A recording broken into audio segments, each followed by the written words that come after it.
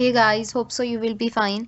तो अभी तक मैंने आपको प्रीवियसली कंडीशनल स्टेटमेंट्स के बारे में बताया था। अभी मैं आपको स्विच स्टेटमेंट के बारे में बताऊंगी। ठीक है, स्विच स्टेटमेंट बेसिकली एक ऑल्टरनेटिव है कंडीशनल स्टेटमेंट्स का। ठीक है, जिसके अंदर हम लोग बार बार, अब कंडीशनल स्टेटमेंट में हम लोग बार बार इफ एल्स कर रहे होते हैं, बार बार कंडीशन चेक करें तो वो काफ़ी थोड़ा इशू हो जाता है, जिसकी वजह से हम स्विच स्टेटमेंट का यूज़ करते हैं, जो कि इफ एल्स स्टेटमेंट वाली बेहतर से बेहतर है और काफ़ी अच्छा तरीका है। ठीक है, और ईजी भी है काफ़ी। ठीक है, तो हम लोग स्विच स्टेटमेंट को यूज़ कर रहे होते हैं। तो स्विच स्टेटमेंट को करने का जो सिंटेक्स है वो ये है कि आप सबसे पहले स्विच का कीवर्ड लिखते हो। ठीक है, उसके बाद आप अपना एक्सप्रेशन या अपनी कंडीशन लिखते हो। उसके बाद केसेस होते हैं इसके अंदर। ठीक है, अब केसेस में आपके आपके जो भी ऑप्शन है ना, कि आपका क्या क्या आंसर हो सकता है, क्या क्या पॉसिबिलिटी हो सकती है, आप वो लिख रहे होते हो। ठीक है, लेकिन अगर आपका आंसर ए है या बी, आप यहाँ पे ए बी की जगह पे अपने रिस्पेक्टिव कोई भी पॉसिबिलिटी लिखोगे। ठीक है, और उसके बाद उसका आगे आंसर लिखोगे। और ब्रेक स्टेटमेंट उसके बाद ये होती है कि ब्रेक स्टेटमेंट उस केस को, जब अगर वो केस एग्जीक्यूट हो गया तो उसको टर्मिनेट करने के लिए है। ठीक है, तो इसको मैं ज़रा पूरी तरह से करके दिखाती हूँ, फिर आपको समझ में आएगा। ठीक है, तो हम लोग क्या करते हैं, हम लोग कर लेते हैं कुछ ऑप्शंस देख लेते हैं। लाइक अगर आपने A B C option choose किया है तो हम देखते हैं, या ग्रेड्स के बारे में देखते हैं कि आपके अगर ग्रेड्स ए बी या सी हैं तो क्या होगा। ठीक है, तो मैं एक वेरिएबल बना लेती हूँ, कैरेक्टर का वेरिएबल बनाते हैं, क्योंकि इंट से बहुत खेल लिया, अब कैरेक्टर से थोड़ा खेल लेते हैं। ठीक है, character grade equal to, suppose grade है ए, जो कि ऑलरेडी मेमोरी में सेव है, ए ग्रेड पड़ा हुआ है। ठीक है, अभी क्या करना है, मुझे स्विच देखना है कि क्या मेरा ग्रेड ए है, बी है या सी है, मुझे ये चेक करना है। ठीक है, या इन तीनों में से कोई नहीं है, ये देखना है। तो क्या होगा, मुझे स्विच स्टेटमेंट लिखनी है। ठीक है, देखो पूरा का पूरा सिंटेक्स हो गया, कितना एफिशिएंट है विजुअल स्टूडियो, आपको लिखने की जरूरत भी नहीं पड़ी।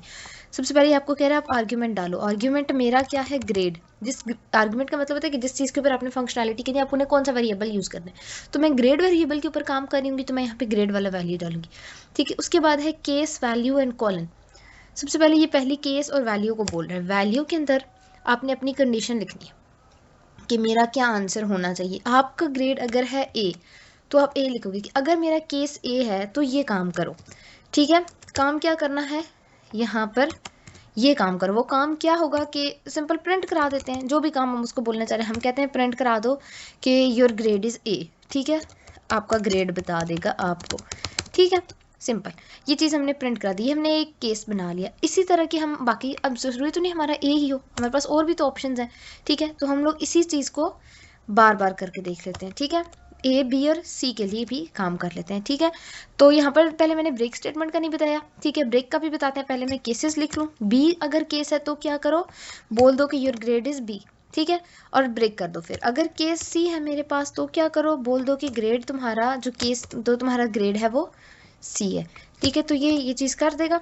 उसके बाद डिफ़ॉल्ट में क्या होता है कि अगर जैसे एल्स होता था ना कि कोई भी इफ ट्रू नहीं है तो एल्स वाला काम कर लो, तो यहाँ पे भी ये होता है कि अगर कोई भी केस ट्रू नहीं है तो ये डिफ़ॉल्ट वाले को एग्जीक्यूट कर देता है। यहाँ पे क्या होगा कि डिफ़ॉल्ट में हम इसको बोल देते हैं कि बोल दो, डिफ़ॉल्ट में ये ब्रेक भी डिफ़ॉल्ट के अंदर आएगा।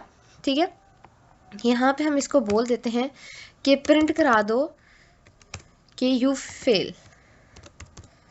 ठीक है, सिंपल ये चीज़ इतना सा काम कर देगा।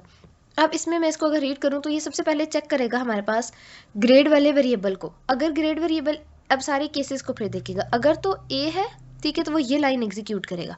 ये लाइन एग्जीक्यूट कर लेने के बाद ब्रेक स्टेटमेंट आएगी। ब्रेक का मतलब ये है कि वो स्विच को निकल दो, स्विच को टर्मिनेट कर दो। बस एक एक कंडीशन तुमने करनी थी। ठीक है, अगर उसको ये ए वाली ट्रू लग गई है, ठीक है, तो वो इसको करेगा, ब्रेक की वजह से वो स्विच स्टेटमेंट से बाहर आ जाएगा। ठीक है, वो नीचे वाले किसी केस को नहीं देखेगा। ठीक है, केस बी में क्या होगा, अगर ए उसका फॉल्स है तो वो केस बी को देखेगा। क्या केस बी, अगर केस बी ट्रू हो गया उसका, तो वो इस स्टेटमेंट को एग्जीक्यूट करेगा और ब्रेक कर देगा। ब्रेक का मतलब है कि वो इस कोड से, स्विच स्टेटमेंट से बाहर आ जाओ। ठीक है, वो स्विच स्टेटमेंट के नीचे वाले सारे केसेस को चेक नहीं करेगा क्योंकि उसको ज़रूरत ही नहीं है। ठीक है, उसको उसका रिस्पेक्टिव आंसर मिल गया। तो ये होता है केस बी में।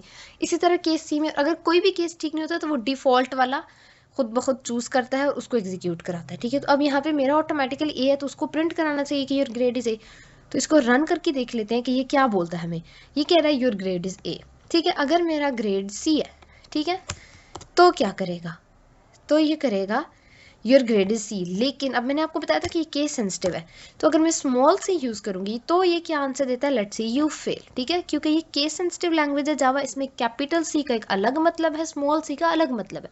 अपर केस और लोअर केस लेटर्स में ये फ़र्क रखता है। ठीक है, तो इसलिए इसमें इसने व्यू फेल वाला आंसर दिया, इसने सी वाला ऑप्शन चूज़ नहीं किया, क्योंकि वहाँ पे हमने बोला हुआ था कि कैपिटल सी में ग्रेड लिखा होगा, बट हमने जो ग्रेड के अंदर वैल्यू लिखी है वो हमारी स्मॉल सी थी। तो इसने कहा कि नहीं, तीनों केसेस ट्रू नहीं है, डिफ़ॉल्ट केसेस ने एग्जीक्यूट कर दिया। ठीक है, तो इस तरह स्विच स्टेटमेंट होती है। होप सो आपको समझ आ गई होगी, and thank you so much for watching.